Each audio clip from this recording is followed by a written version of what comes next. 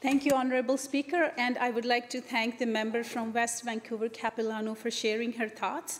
Mr. Speaker, our government deeply cares about well-supported public health care. Our government's values and stance on health care is the reason I'm standing here today. Mr. Speaker, my own family lost a loved one in 2010 due to lack of services, resources, delayed diagnosis, and inaccessibility of life-saving treatment. Our tough journey started in 2005 and 6, and it took more than 2 to 3 years for my first husband to finally get access to diagnostic tests and treatment, and by then it was too late.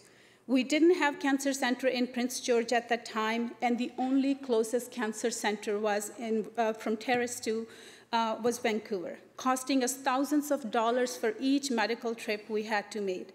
I then continuously saw too many people having to go through the same challenges when I was working in healthcare. Therefore, I can emphasize with the patients and families who has to go through similar challenges. Mr. Speaker, our government has been constantly investing in healthcare to fill previous gaps and to strengthen the system.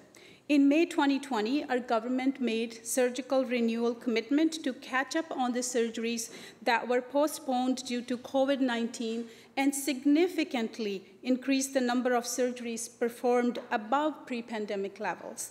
Government committed an initial $250 million to achieve this goal. In Budget 2021, our government committed $495 million over 3 years to support surgical and diagnostic strategies.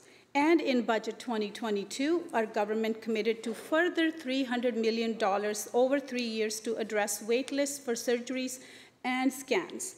On May 10, the Canadian Institute for Health Information released a report for surgery, diagnostic, imaging, and other procedures during the first 18 months of COVID-19 pandemic. This report shows that BC was one of the top-ranking provinces in performing surgeries and delivering MRIs and CT scans, and all this happened despite us having to deal with the pandemic and other crises.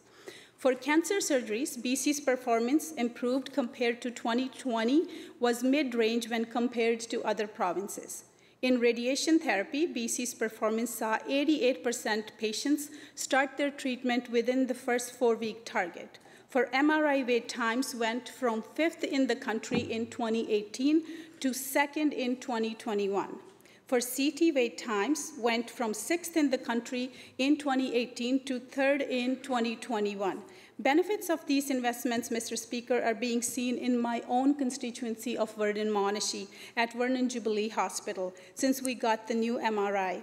From 2020 to 2021, 7,700 exams were performed, average 720 exams per month. Local patients now only wait for a few days and few weeks in some cases, depending on the surgery and their diagnosis, rather than months, which was the waiting period in 2019. Patients are appreciative that they no longer have to travel to Kelowna or other jurisdictions, and now we don't have to send the entire patient transfer team along with the nurse to Kelowna. Steve from Vernon and his family shared his story with me. Steve was diagnosed with colon cancer a few months ago. It took for Steve 9 days from the time of his diagnosis to surgery, and he received exceptional care. Mr. Speaker, there is no doubt that pandemic affected healthcare system, which interrupted services, and we faced challenges. Therefore, we continue to invest heavily in healthcare system. These investments are vital.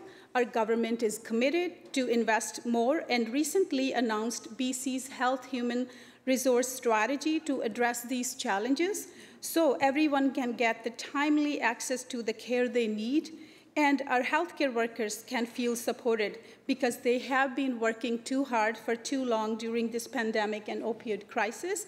And we are also creating more training seats to meet the professional needs, whether it's in nursing field, other healthcare professions, and we are looking ahead. So everybody, this is taking the proactive action so nobody falls behind and everybody gets the care they need and deserve. Thank you, Mr. Honorable Speaker, for letting me speak. Thank you, Member.